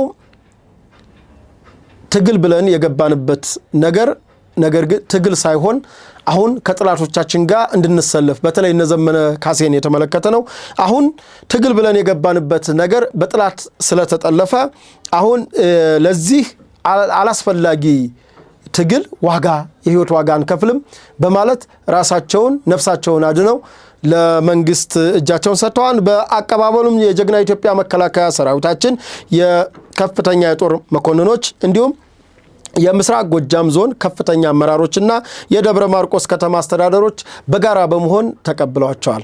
ታጣቂዎቹን እንኳን ደህና መጣችሁ ለሰላም እንላለን። አሁንም በዚህ አጋጣሚ መግለጽ የምፈልገው ያይዘን የምናነሳው አለ። ሰሞኑን በዚህ በምስራቅ ደንቢያ በተደረገ የኦፕሬሽን ከፍተኛ የሆነ የጽንፈኛው ቡድን ተደምስሷል። በዚህም በጽንፈኛው ጎራ እየተባለ ነው። እሱን አስመልክቶ በኋላም ዝርዝር የምንመጣበት ይሆናል። በጫካ ትግል መስሏቸው የገባቸው አካሎች ትግል እንዳልሆነ አውቃችሁ የገባችሁት የጥላትን ማለትም የግብፅን በአማርኛ የግብፅን የሻቢያን አዝላ የመጣችሁን የወያኔን እንዲሁም ደግሞ አማራ ክልል እንዲተራመስ የሚፈልጉ አካላትን አጀንዳ ይዛችሁ ነው የመጣችሁት። 3 ዓመት ተጉዛችኋል። በ3 ዓመት ጉዟችሁ አንድ ቦታ አንድ ወረዳ ተቆጣጥራችሁ ከሆነ እኔ ልቀጣ። አንድ ወረዳ የሆነ ቀበሌ የሆነ ቦታ ሸጥ ለሸጥ ልትሽለኮለኩ ትችላላችሁ። በኋላም ማመጣዋለ የምስራቅ እዝ የሰራው ኦፕሬሽን ይሄ በነገራችን ላይ 6ኛ እዝ የጀግና ኢትዮጵያ መከላከያ ሰራዊታችን 6ኛ እዝና የአካባቢው ጥምር ጦር ያደረጉት ኦፕሬሽን እና የጋራ ጥረት ነው። በነገራችን ላይ ወዶ ገብ ሲባል ከታጣቂዎች ጋር ንግግር አድርጎ በሰላም አካላቸውን ህይወታቸውን አትርፈው የሚገቡበት በሰላም ሲገቡ ይዘውት የመጡት መሳሪያ ዋጋው የሚከፈልበት እንዲሁም በዲዲአር ተጠቃሚ ሆነው በ3 ዙር የመቋቋሚያ ስራ የሚሰራበት ነው። እንደሚባለው ጽንፈኛው ቡድን እንደሚላችሁ አራጅ፣ ቆራጭ፣ ጆሮ ቆራጭ፣ ገዳይ ማን እንደሆነ ታውቁታላችሁ። የራሳችሁ ቡድን ነው። መከላከያ ሰራዊታችን በጥብቅ ዲሲፕሊን የታነጸ ሰራዊት ነው ያለን። የትም አካባቢ እጅን ብሰጥ በሰላም ብሰጥ በጁንታውም ጊዜ የሚታወቅ ነው። በጁንታው ጊዜ እኮ ፋኖ ባለበት አንሄድም። እኔ ፋኖን እያጥላላው አይደለም በዛ ሰዓት የነበረው ነገር ግን በፋኖ ባለበት አንሄድም በመከላከያ በኩል ነው እያለ አብዛኛው የጁንታ ሰራዊት እኮ እጅ ወደ ላይ ሲል የነበረው መከላከያ ሰራዊታችን ባለበት አካባቢ ቢርቅ እንኳን መንገዱ በዛ በኩል ሄዶ ነው እጁን ሲሰጥ የነበረው። አሁንም የጽንፈኛው ቡድን አባላት የምነግራችሁ የማታውቁት መከላከያ አይደለም። ስሙን ያጠፋችሁት ራሳችሁ ናችሁ። ፋሺስት ነው ያላችሁት ራሳችሁ፣ ገዳይ ናችሁ ራሳችሁ ናችሁ። ጄኖሳይደር የምትሉት ራሳችሁ ናችሁ። ስሙን ያወጣችሁ ራሳችሁን አታታሉ። ራሳችሁ ስም አውጥታችሁ ራሳችሁ አትፍሩት። መከላከያ ሰራዊታችን የህዝብ ልጅ ነው። ለህዝብ ነው የወጣው። የህዝብን ሰላም ይጠብቃል። ህገ መንግስታዊ ስርዓቱ በህግ የተመረጠውን ህገ መንግስታዊ ስርዓትን በህግ የመጠበቅ ህጋዊ ማዕቀፍ ያለው ሰራዊት ነው። ለዚህ ደግሞ በሰላም መጥቻለሁ ካላችሁት በሰላም ከመጣችሁ ማናችሁን ምንም አያደርጋችሁ። ለዚህ እንደው ካስፈለገ በግልም ከሆነ እኔን አናግሩኝና ግቡ። ብዙ አናግራችሁ እኮ የገባችሁ አላችሁ። እኔን አናግራችሁ የገባችሁ ልጆች አላችሁ። ንገሯቸው እስኪ ምን ሆናችሁ? መሳሪያችሁ ተቀማባችሁ? መሳሪያችሁ ሳይመለስላችሁ ቀራችሁ?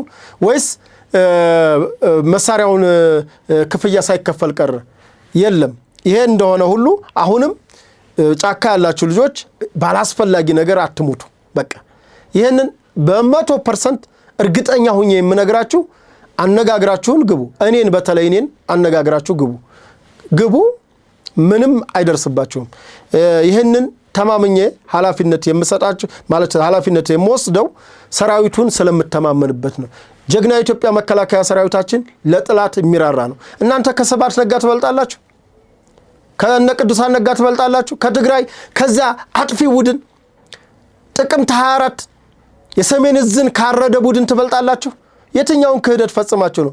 እናንተ ፖለቲካ ተሰራባችሁ፣ በሆያ ሆያ ወጣችሁ፣ በደቦ ክልሉን አፈረሳችሁ። በቃ ይሄ ነው ታሪካችሁ እኮ እንጂ የኢትዮጵያ መከላከያ ሰራዊት እነ ስብሐት ነጋን እንኳን በክብር ተቀብሎ በሄሊኮፕተር ነው አዲስ አበባ አምጥቶ ያሰረው። በኋላም በህግ ነው የጠየቃቸው።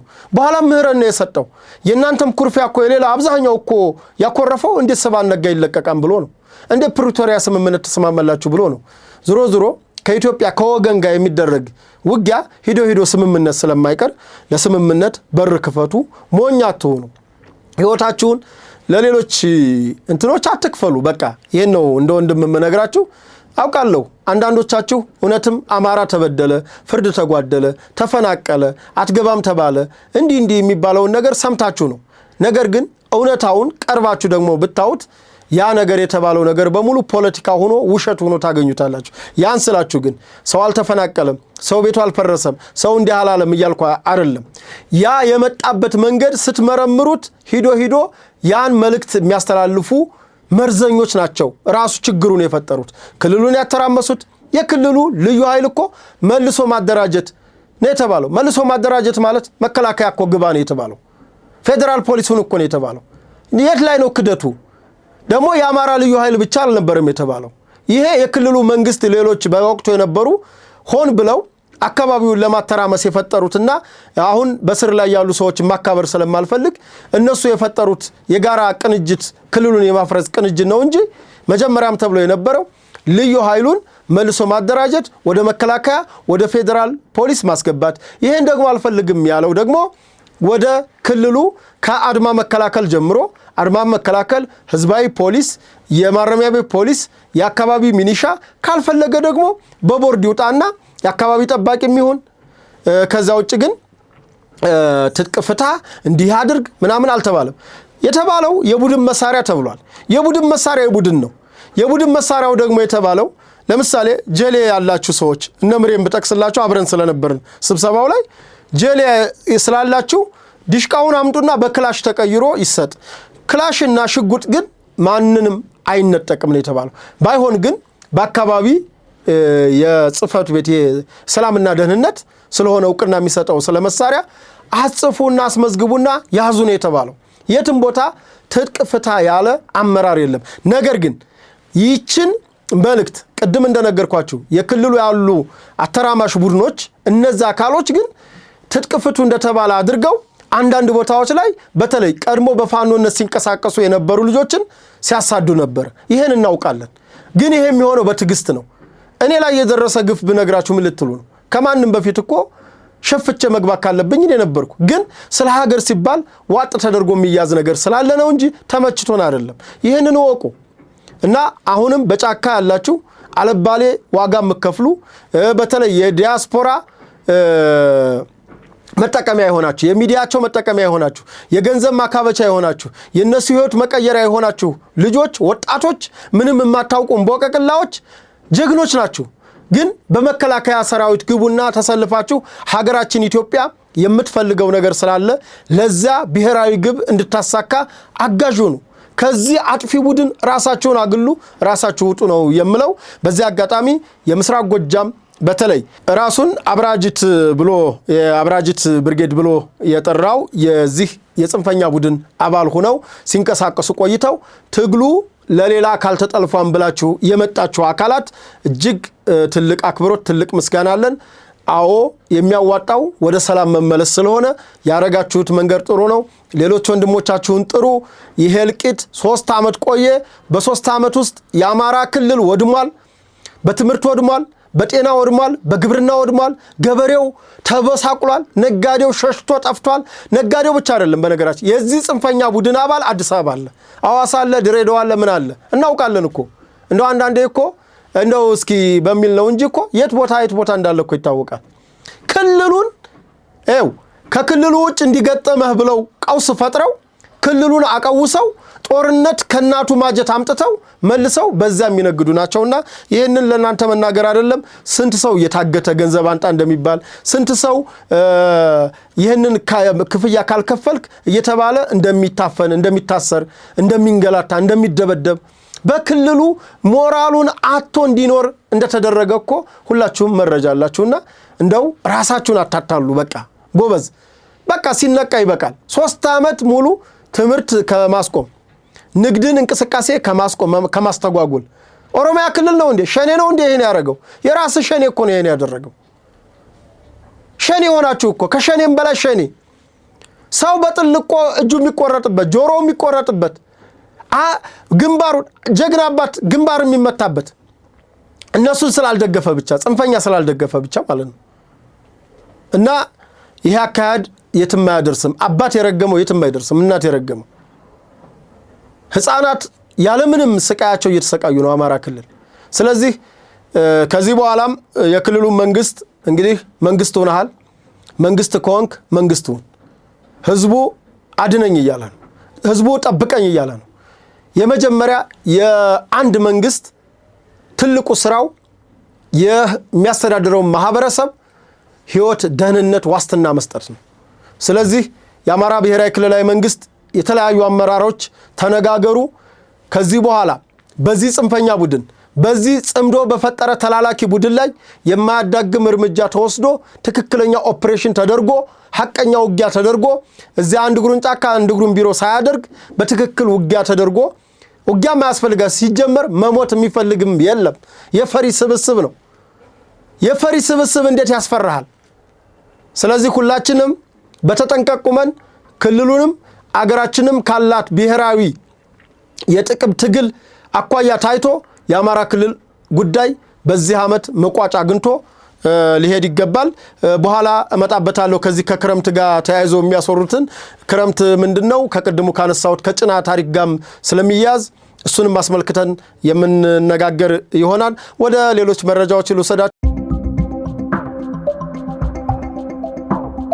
በቀጣይነት ደግሞ የምንሄደው ወደ ምስራቅ ደንቢያው ጉዳይ ነው እንግዲህ በምስራቅ ደንቢያ አካባቢ ምንድነው የተካሄደው የሚለውን እንደሚከተለው እናያለን በዚህ ሰኔ 15 ቀን 2018 ዓመተ ምህረት ራሱን የበላይ ዘለቀ እዝ በአፋብን የበላይ ዘለቀ እዝ ተብሎ የሚጠራው በጎንደር አካባቢ የሚንቀሳቀሰው የጽንፈኛው ቡድን አባላት እና አመራሮች ሰሞኑን ሻለቃ ራሳቸውን ሻለቃ ብሎ የሚጠሩት ሻለቃ መሳፍንት አንድ አዋጅ ግራ የገባው አዋጅ አውጀዋል በራሳቸው ሚዲያ ማለት ነው በዚህም አዋጃቸው እንግዲህ ልጅ አቦካው ለራት አይበቃም የሚል በተለይ ከጽምዶ ጋር በተያያዘ ለነደብረ ጽዮንም ለራሱ ለነዘመነ ካሴም ማስጠንቀቂያም ማሳሰቢያም የሆነ መልእክት ነው ያስተላለፉት በዚህንን መልእክት አስመልክተው በተለይ እንግዲህ የጎንደር አካባቢ እንደ አማራ ክልል ትግል ሲታይ የራያና የወልቃይት ጉዳይ የሚታወቅ ነገር ነው በተለይ ከለውጡ በፊት አንዱ የትግሉ አቀጣጣይ የነበረው የራያና የወልቃይት ጉዳይ እንደሆነ ይታወቃል ህዋት ወያኔ እንዲሁም ደግሞ በትግራይ ኃይሎች ብሔርተኞች በራያና በወልቃይት ጉዳይ ያላቸው አንድነት ምንም ቢጣሉ አንድ እንደሆኑ ይታወቃል ነገር ግን በአማራ በተለይ አሁን በመጡት የአማራ ነፃ አውጪና ራሳቸውን በፋኖ ስም የሚንቀሳቀሱት ቡድኖች ከተለያዩ አካባቢ ዳረጎት ባገኙ ቁጥር ይሄ ነው አቋማቸው የማይባሉ አቋም የሌላቸው የሚሞቱበትን ነገር የማያውቁ የደሃ ልጅ የሚያስገድሉ መሆናቸው የታወቀ ነው በዚህም የራያና የወልቃይትን ጉዳይ ለወያኔ አሳልፎ እንዲሰጥ ከዚህ በፊት እንደነገርኳችሁ የዚህ የራያን አካባቢ ነምሬ እንዴት አድርገው የራያን ሚኒሻ እንዲበተን አድርገው መከላከያ ሰራዊታችንን ከጀርባ ወቅተው አካባቢው በጁንታ ስር እንዲሆን አስደርገዋል እንግዲህ ይሄ የሚታወቅ ማንንም ሰው የሚያውቀው ነገር ነው የጽንፈኛው ቡድንና የዚህ የጁንታው ቡድን እየተመጋገቡ አብረው በራያ አካባቢ እየተንቀሳቀሱ እንደሆነ የራያ ማህበረሰብ ምስክር ነው ያይን ምስክር ነው መቀሌ ሄደው እንደሚታከሙ ከመቀሌ ኦፕሬሽን እንደሚሰጣቸው የትግራይ ኃይሎች አልፎም የሻቢያ ኃይሎች እነዚህ ልጆች እየመሯቸው እንደሆነ የሚታወቅ ነገር ነው እና ይሄን አስመልክተው እንግዲህ አለቃ መሳፍንት ይሄን ጉዳይ ዘግይተው ሰሙ መሰል ዘግይተው ሲሰሙ እንዴ ወልቃይትን ሰተነው እንዴ ትግል ምንለው ብለው እንግዲህ በዚህ በነዘመነ ካሴ አፋብል ላይ የሰጡት መግለጫ አለ በሳቸው አቅም በቂ ነው በዚህ ልክ እነ ሻለቃ መሳፍንት ከነቁ ሌላውም ይነቃል ብዬ አምናለሁ ምክንያቱም እኚህ ሰው አባት ናቸው ከዚህ በፊትም ማለትም እንግዲህ ማንንም በለለበት ጊዜ እሳቸው ነበሩ አካባቢው ላይ በወያኔ ዘመን ይሄው ዳባት የሚባለውን አካባቢ ሲያንቀሳቅሱ የነበረው ከዳባት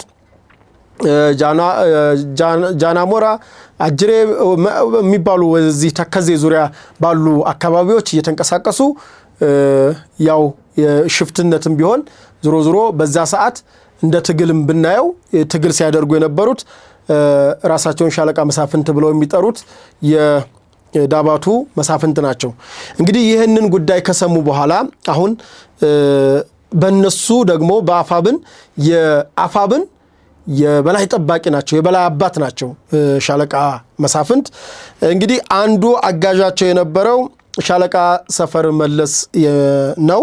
ሻለቃ ሰፈር መለስ እንደምታውቁት እንዲሁ በወያኔ ጊዜ በከፋኝም በተለያየም እንቅስቃሴ የሚታወቅ ሲሆን በኋላ ላይ ደግሞ ከነ ጀኔራል ተፈራ ማሞ ጋር በመሆን የአማራ ፋኖ አንድነት ኃይል የሚል የአማራ ፋኖ አንድነት ማህበር መስርተው የነበሩና እንግዲህ በበላይነት ሲያንቀሳቅስ የነበረ ነው። ሻለቃ መሳፍንት ከወያኔዎች ጋር ያለውን መሞዳሞድ ካወቁ በኋላ ማለትም ሻለቃ መሳፍንት ሻለቃ ሰፈር መለስን እንደካዳቸው ሲያውቁ ሰፈር መለስን እንዳላይህ ብለው ከዛ አካባቢ አባረዋል። ሻለቃ ሰፈር መለስን ማለት ነው። ያባረሩበት ምክንያት በወልቃይት ጉዳይ ተደራድሮ ከወያኔ ጋር ስላበረ ነው። ከባለፈውም በአድርቃይ በኩል በተደረገው እንቅስቃሴም በኩል ቢሆንም በዛም አካባቢ ይሄው ሰፈር መለስ ጁንታን እየመሩ እንግዲህ በጣም አሳፋሪ ነው። ጁንታና ሻቢያን እየመሩ አምጥተው ያው እንግዲህ በመከላከያ ሰራዊታችን በነገራችን ላይ በዚህ የጽንፈኛው ቡድን እንቅስቃሴ አንዳንድ ልጆች ሲገልጹ ድሮን ምናምን ትላላችሁ። ድሮን አይደለም። በደባርቅ አካባቢ በተደረገው ኦፕሬሽን ሙሉ በሙሉ በጀግና ኢትዮጵያ መከላከያ ሰራዊታችን በ501ኛ ኮር የተደረገ ኦፕሬሽን ነው። በእግረኛ ጦር ነው የተደረገው። በደንብ ተመተዋል። በደንብ ተደምስሰዋል። ከ3 በላይ ድሽቃ፣ ከ5 በላይ ብሬን፣ ከ30 በላይ የነፍስ ወከፍ ክላሽ፣ ከዛ በላይ መሰል ጥይቶች፣ የድሽቃ ጥይት፣ የብሬን ጥይት፣ የክላሽ ጥይቶችና ካዝናዎች፣ ቦምቦች ጭምር ጥላትን ደምስሶ በቀጥታ መማረክ የቻለ ጀግና ሰራዊት ነው ያለን። ተጠንቀቁ መናን የሚለው ለወትሮ ዝግጁ ነው መከላከያ ሰራዊታችን። በዛ አካባቢ ምንም የምታልፍ ነገር የለችም። ይሄንም እነ ሰፈር መለስ ቀምሳቸዋል። ሰፈር መለስ ብቻ አይደለም ጁንታም ሻቢያም ቀምሰዋል በዚህ ሁኔታ ማለት ነው። እና ሻለቃ መሳፍንት ይችን ጉዳይ ስላወቁ በቃ ከዚህ በኋላ አንተ እዚህ ድርሽ እንዳትል ብለው እሱን አባረዋል ሻለቃ ሰፈር መለስን። ሌላው ይሄን ቡድን የበላይ ጠባቂ ስለሆኑ የአፋብን የበላይ ጠባቂ ስለሆኑ ያልተጠበቀ መግለጫ ስላወጡ ተደናቅጠው ነው እንግዲህ ወደ ዋናው ጉዳይ ስመጣ ተደናቅጠው ምስራቅ ደንቢያ ላይ ልዩ ቦታው ዘንጋጅ በተባለ አካባቢ ላይ ተገናኝተው ነው ለመምከር ሲገናኙ ነው እንግዲህ መከላከያ ሰራዊታችን የአካባቢው ጥምር ጦር በሙሉ ኦፕሬሽን አድርጎ ከበባ ሰርቶ ይሄን አካል ከ78 በላይ ሙት ከዛ በላይ ደግሞ ቁስለኛና እንዲሁም ተዝረክርከው እንዲወጡ ያደረገው ይሄ የጀግና ኢትዮጵያ መከላከያ ሰራዊታችን ኦፕሬሽን ነው። ይሄ መታወቅ አለበትና አንዳንዴ እንትን ማለት የለብንም ማደበላለቅ። ይሄ ድሮን ምናምን ድሮን አይደለም። በእግረኛ ሰራዊትን የተመቱት የተጠና ኦፕሬሽን የተደረገው የመጡበትም ምክንያት የሻለቃ መሳፍንትን መግለጫ እንዴት እናድርግ ብለው ለመሰባሰብ ነበር የመጡት። መጡ ቀምሰዋል። ከዛ ውጭ ግን አሜሪካ ላይ ተቀምጠህ አውሮፓ ላይ ተቀምጠህ ኡጋንዳ ላይ ተቀምጠህ በደሃ ልጅ ሞት በደሃ ልጅ አካል መጉደል የምትነግድ የደም ነጋዴ እዚህ ጋር ልታቆም ይገባል። የማታውቁትን ታሪክ ሺውን ገሎ ረፍርፎት ሞተ እንዲህ ሆነ የመይሳው ልጅ እንደመይሳው ጠጥቶ እንደ ስንት ጊዜ እንደመይሳው ጠጥቶ እያላችሁ ለምንድነውስ የጀግናውን ያጼ ቴዎድሮስን ታሪክ ባልባሌ ታሪክ ለዛው ሀገር ለመሸጥ በባንዳነት ለተሰማራ ቡድን ስያሜውን ስምሰጡት ለምንድነው? አጼ ቴዎድሮስ እኮ ሽጉጣቸውን የጠጡት እኮ በኩራት ነው። እኔ ልሙት እኔ ሙቻ አገር አትዋረድም በሚል ነው። ይሄ ዛሬ እኔ ልሙት የሚል ትውልድ አለ እንዴ? ዛሬ እኮ አገር ሽጬ ልሙት የሚል ትውልድ ነው ያለው። ግን አገር ሽጦም ገንዘቡንም አይበላው እሱም በህይወት አይኖርም። ኢትዮጵያም አትሸጥም፣ ኢትዮጵያም አትፈርስም። ኢትዮጵያ በዘመኗ ባንዳዎች አፍርታለች። በዘመኗ ደግሞ ባንዳዎቿን ቀጣለች። አርበኞቿን ያው አንዳንዴ የነ በላይ ዘለቀ ታሪክ ሲነሳ የነ አብዲሳ አጋ ታሪክ ሲነሳ የነ ዘራይ ደረስ ታሪክ ሲነሳ አርበኞቻችንን እንዴት ነው የምንይዘው ትንሽ እንትን ይላል። ግን ከዚህ በኋላ ዘመኑም እንደዛ ኋላ ቀር የሆነ ማለትም በስሚ ሳይሆን ዲጂታል ዘመን ስለሆነ እንግዲህ አሁንም መንግስትም ስላለ እንደው እነዚህ ነገሮች የአርበኞች ታሪክ አሁንም እንደምን በላይ ዘለቀ ጣፋንታ እንዳይሆን የሚከበሩት መከበር ካጆቹ ግን ዲጂታል ነው። ባለፈው ነግሬያቸዋለሁ። በተለይ እነ መሳይ እና አንዳርጋቸው እና ሀብታሙ አያሌው ሌሎች አሉ። እናንተ አሁን የምትሰሩት ነገር የዩቲዩብ ገንዘብ የደም ገንዘብ አስከሯችሁ ነው። አንዳንድ የተመለሱ አሉ እና ዘመድኩን ምናምን እንደው ይሄ ነገር እኮ ያልፋል። ፋሽን ነው። በነገራችን ላይ ውጊያ ፋሽን ነው። የኢትዮጵያን ታሪክ ፕሮፌሰር መስፍን ወልደማርያም እንደተናገሩት የኢትዮጵያኖች ታሪክ የጦርነት ታሪክ ነው ያሉት። እውነት ነው። በዚህ ይስማማለሁ። በዚህ ጦርነት አንዱ አሸነፈ አንዱን ገደለ አንዱ ንጉስ አንዱን አሸነፈ ነው። ከዛ በኋላ አሁን የነገስታቱን ታሪክ ኋላ ቀር ብለን ከወጣን በኋላ እንኳን ደርግ መጣ አይደል? ከደርግ በኋላ ወያኔ ኢህአዴግ መጣ። ከወያኔ ኢህአዴግ በኋላ እንግዲህ ትንሽ ሰላማዊ የስልጣን ሽግግር የታየው ያው ክቡር ኃይለ ማርያም ደሳለኝ ያው የሽግግር የኢህአዴግ በዛው ስለሆነ ነገር ግን ትልቅ ሪፎርም የታየበት ትልቅ ለውጥ የታየበት የክቡር ጠቅላይ ሚኒስትር ዶክተር አብይ አህመድ አሊ የመጡበት መንገድ ነው። ይሄ መንገድ ትንሽ ኢትዮጵያኖች የመጡበትን የሰላማዊ ስልጣን ሽግግር ቆንጆ ያደርገዋል። የዛጉዌና የሰለሞኑ እንቅስቃሴም ቆንጆ ነው። በሰላም ነው እንትን ያለው። ግን ዞሮ አሁን በዘመናዊ ኢትዮጵያ ታሪክ ግን ዘመናዊ ተብሎ ከሚመዘገብ አሁን ወያኔ ኢህአዴግ የመጣበትና የብልጽግና ቆንጆ ነው። ከዛ በኋላ ነው እንግዲህ በእብሪት የተፈጠሩ በእብሪት የተወለዱ ደርቀው የቀሩ አሁንም አስተሳሰባቸው ተቸንክሮ የቀረ የነ ደብረ ጽዮን የዚህ የነ ስባት ቤተሰቦች አስቸገሩ እንጂ ለውጡ እኮ በትክክል መጥቷል። ለውጡ መጣ። ነገር ግን ለውጡን አልቀበልም ያለ አካል ተፈጠረ። ከዛ በኋላ የመጡ ቅቦች ድራማዎች ነገሮቹን በትክክል ህዝቡን ግራ ያጋቡ ጦርነት እየፈጠሩ ግጭት እያመጡ እርስ በርስ ጥርጣሬ እየፈጠሩ እንትናሉ። ግን ደግሞ አሁን እድሜ ለኢትዮጵያ የቁርጥ ቀን ልጆች ሀገራችን እየተረጋጋ የትኛውም አገር ባላደረገው ልክ ምርጫ አካሄዳለች። ሌሎችም ኩነቶችን አካሄዳለች። አረንጓዴ አሻራ፣ የስንዴ ልማት፣ ሌሎች ልማቶችን የህዳሴው ግድብ ቀላል አይደለም። የማዳበሪያው፣ የነዳጁ አሁን ደግሞ የባህር በር ጥያቄዎች እየተጠየቁ ነው።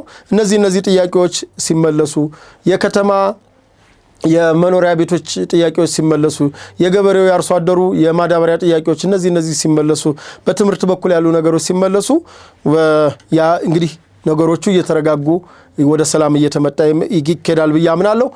ያው እንግዲህ የቅድሚያ ቅድም እንደተናገርኩት ምንድነው ለኢትዮጵያ ህዝብ መጀመሪያ ጸጥታው እንዲከበር ነው። ጸጥታው የሚያውኩ አካሎች ዋናው መጀመሪያ የመፍትሄው ትልቁ ቁልፍ ነገር የችግሩን መንስኤ ማወቅ ነው። የችግሩ መንስኤ ታውቋል። ለመፍትሄው ደግሞ በጋራ ተረባርቦ ይህንን አጥፊ ቡድን ከምድረገጽ ማጥፋትና ወደ ሰላም እንዲመጡ ማድረግ ነው። በሰላም የሚመጣው በሰላም ይመጣል። በሰላም የማይመጣው ደግሞ መንግስት በተሰጠው ህጋዊ ማዕቀፍ መሰረት ህግ እንዲያስከብርና ህዝቡን አንቀሳቅሶ ሰላሙን እንዲያስጠብቅ ነው። ይሄ ነው እንግዲህ በዚህ በዘንጋጅ አካባቢ በተደረገ ኦፕሬሽን በተለይ የዚህ የእነ ደረጀ እንደሚታወቀው ደምቢያ ነው። ሀብቴ ደግሞ የወገራ አካባቢ ነው። እንግዲህ አካባቢያዊ ነው እንቅስቃሴያቸው። አንዳንዴ እንግዲህ በእነዚህ መካከል ራሱን አፋሃድና አፋባሃ ብለው መጀመሪያም ግጭት ነበራቸው።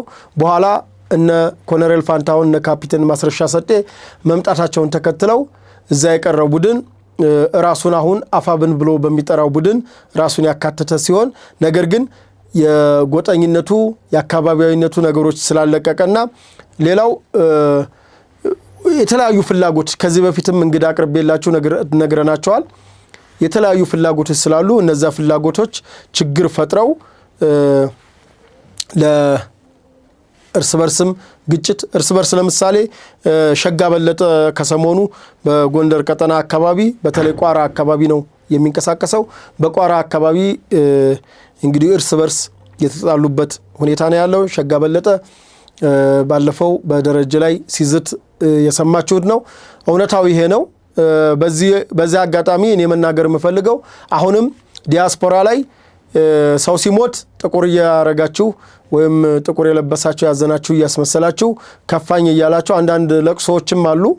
ከቻልን እስኪ እናስገባቸው። አንዳንድ ለቅሶ እያለቀሳችሁ እዛም እንግዲህ ትግል ሜዳ ከምትሉትም ለቅሶ እየለቀቃችሁ እንትን ከመጫረስ ይልቅ እርስ በርስ ከመጫረስ ለማይጠቅም ነገር ከመጫረስ ይልቅ በሚጠቅም የጋራ አጀንዳ ላይ መስማማት፣ በተለይ መንግስት ያቀረበውን የሰላም ጥሪ በመቀበል እንግዲህ ስብዓትን ከቆላ ተንቤን አምጥቶ አዲስ አበባ ለህግ አቅርቦ አስሮ በኋላ ምህረት ሰጥቶ ለቆ አሜሪካ ከመስደድ በላይ ምንም መተማመኛ የሚሰጥ መንግስት የለም። ወያኔን እኮ ምናቃን ነው። የስብዓትን እኮ ስርወ መንግስት የምናውቀው ነው። እናንተ የምናፍቁት ስብዓት ነጋ የአይን ከለር አላማረኝም ብሎ የሚያስሩ ሰዎች ነበሩ።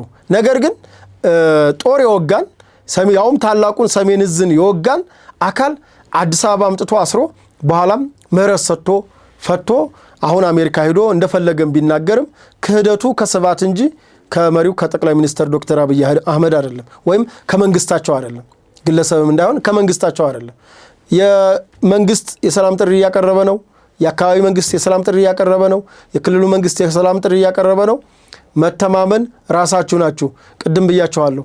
መንግስትን ጭራቅ አርጋችሁ የሳላችሁት እናንተ ናችሁ እንጂ እኔ አሁን ያለው መንግስት በጣም ደግ መንግስት ነው።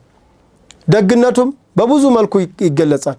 እነ እስክንድርን እኮ ይቅርታ ፈቶ እኮ ነው አሁን እንደፈለጉ የሚፈነጩት። ሌሎቹን ታውቁታላችሁ። ኡጋንዳ የሚሄደው ቡድን ሌላውም ያውቀዋል። ዝም ብላችሁ መንግስትን እየተጣላችሁት እንጂ አሁን ያለው መንግስት ደግ ነው እና ጫካ ያላችሁ ባትተላለቁ፣ ውጭም ያላችሁ በደም የምንነግዱት በደም የምትበሉት ነገር ቢቀርባችሁ የደም መብል የደም ምግብ ነገ በእርግጠኝነት ለአእምሮአችሁም ሰላም አይሰጥም፣ ህሊናችሁ ፋታ አያገኝም፣ ራሳችሁን አሳዶ ይገላችኋል። ስለዚህ ወደ ቀልባችሁ ተመልሳችሁ ሀገራችሁ ኢትዮጵያ ትልቅ ራዕይ ትልቅ ህልም ይዛ እየተንቀሳቀሰች ነው። ለዚህ ራዕይዋ ለዚህ ህልሟ ብችሉ አግዟት፣ ካልቻላችሁ ደግሞ እስኪ ዝም ብላችሁ የሚሰሩ አካሎችን ብታው መልካም ነው የምለው። ወደ ሌሎች መረጃዎች ልወሰዳችሁ። መልካም። በቀጣይነት ደግሞ የምንሄደው የምስራቅ እዝ ይሆናል። የምስራቅ እዝ የተለያዩ ኮሮቹ ማለትም በጎጃምና በደቡብ ጎንደር በጎጃም በተለያዩ የጎጃም ክፍሎች በደቡብ ጎንደር አካባቢ ከፍተኛ ኦፕሬሽን በማድረግ በዚህ በተጠና ኦፕሬሽን 230 የጽንፈኛ ቡድኖችን ሲደመስስ የምስራቅ እዝ ባደረገው አዲስ የስምሪት እቅድ መሰረት ከሰኔ 10 ቀን 2018 ዓ.ም እስከ ሰኔ 16 ቀን 2018 ዓ.ም በሰሜን ጎጃም፣ በምዕራብ ጎጃም፣ በአዊ ብሔረሰብ አስተዳደር እና በደቡብ ጎንደር ዞኖች ባደረገው ምርጥ የተጠና ኦፕሬሽን በርካታ የጽንፈኛው ቡድንን ሲደመስስ እንዲሁም የጽንፈኛው ቡድን ሲጠቀምባቸው የነበሩ መሳሪያዎችን መማረክ ችሏል። በዚህም ኤኬም መትረየስ መሳሪያ፣ ኤኬም የክላሽ መሳሪያ፣ የቃታ መሳሪያ፣ ሽጉጥ እንዲሁም የድሽቃ አፈሙዝ፣ የድሽቃ ጥይት፣ የፒኬም መትረየስ ጥይት፣ የክላሽ ጥይትና ሌሎች የጦር መሳሪያዎች በተለይ ኋላ ቆር የጦር መሳሪያዎችና ሎጂስቲኮች ማለትም የስንቅ ሎጂስቲኮች ስንቅ ከማህበረሰቡ ከገበሬው አምጣ ብለው ስንዴውንም በቆሎ አይቀር ዳጉሳው አይቀር ጤፉ አይቀር በርበሬው አይቀር ሽሮ አይቀር በጁንታ ጊዜ አንድ ምንቀልደው ሳይሆን እውነት ነው ማለት ቀልድ ያስደረገው ድርጊቱ ነው። ሊጥ ሳይቀር ሊጥ የተቦካ ሊጥን ከነማብካው ሰርቀው እኮ የሚሄዱ ናቸው የዚህ የጽንፈኛው ቡድን አባላት ማለት ነው። ምክንያቱም የተዋረሳቸው የዚሁ የጁንታው ቡድን ስትራቴጂና አካሄድ ስለሆነ ሙሉ በሙሉ ጸረ ህዝብ ናቸው፣ ጸረ ሰላም ናቸው። የህዝቡን የማህበረሰቡን መገልገያ ቁሳቁስ የማህበረሰቡን ምግብ እየሄዱ ጭስ በየት ጨሰች እያሉ የሚበሉ አካሎች ናቸው።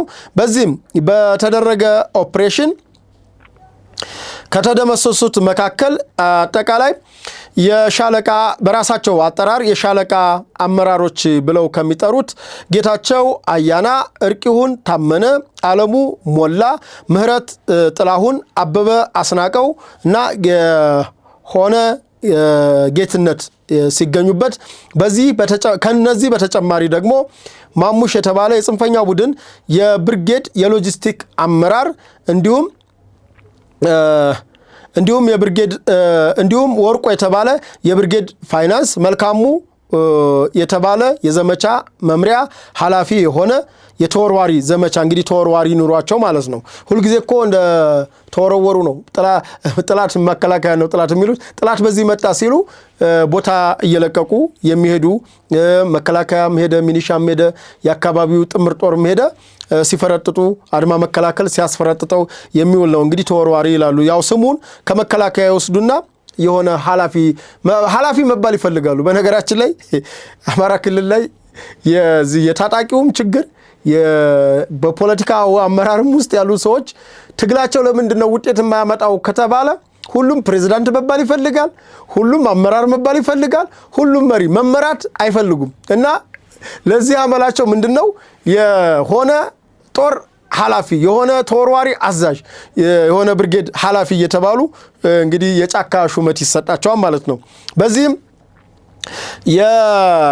የጽንፈኛው ቡድን ወርቁ የተባለ የዲሽቃ ሻምበል መሪ ሲሆን በምስራቅ እዝ ኮር አዛዥ የሆኑት ብርጋዴር ጄኔራል አድሱ እንዲሁም የኮር አዛዥ የሆኑት ብርጋዴር ጄኔራል መላኩ ገላነህ እንዲሁም የኮሩ ምክትል አዛዥ የሆኑት ኮሎኔል ልጅአለም ምትኩ እንዳሉት ለጽንፈኛው ቡድን ለዚህ ሽንፈት ያበቃው የአካባቢው ማህበረሰብ የጽንፈኛውን ቡድን በጽንፈኛው ቡድን ድርጊት በመማረሩ እንዲሁም የክልሉ የጸጥታ አካል እየተጠናከረ በስልጠና በስነ ልቦና በሁሉም ነገር እየተጠናከረ መምጣቱ ለዚህ አሁን ሰራዊቱ ጥምር ጦሩ ላገኘው ድል አብቅቶታል ብለዋል የኮር አዛዦቹ።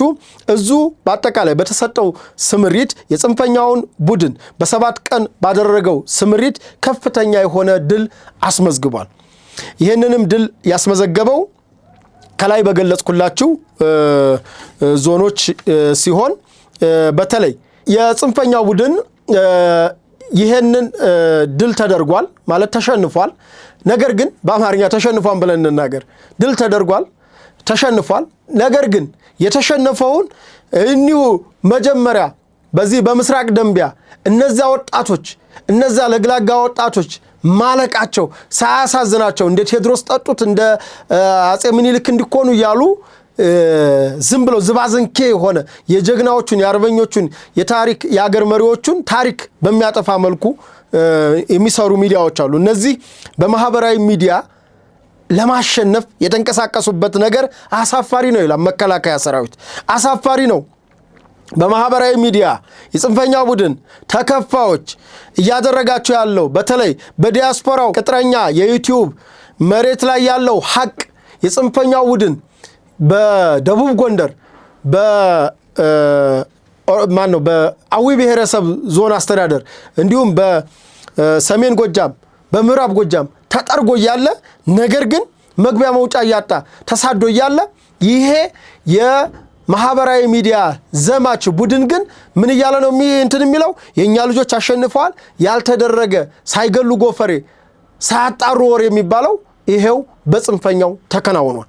በዚህም የጽንፈኛው ቡድን የዲያስፖራ የሚዲያ ክፍል እያደረጋችሁት ያለው አካሄድ ትክክል አይደለም። መከላከያ ሰራዊት ነው የሚልህ ትክክል አይደላችሁም። ሐቁ ይሄ አይደለም። ሐቁ ተሸንፋቸዋል። ስለዚህ ሽንፈታችሁን ተቀበሉና ወደ ትክክለኛ መስመር ልጆቹ እንዲመጡ አድርጉ። ይሄን የሚላችሁ መከላከያ ሰራዊት ነው። እናንተ ግን አራጅ ትሉታላችሁ፣ ቆራጅ ትሉታላችሁ። መከላከያ ግን ለጥላቱ እንኳን የሚያዝን የሚሳሳ የሚራራ ነው።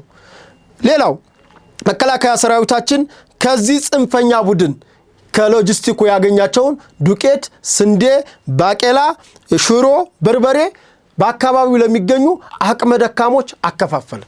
ከሽፍታ ቀምቶ ለአካባቢው አቅመ ደካሞች አከፋፈለ ይላቸዋል። ይህ የምስራቅ እዝ ተጋድሎ ነው።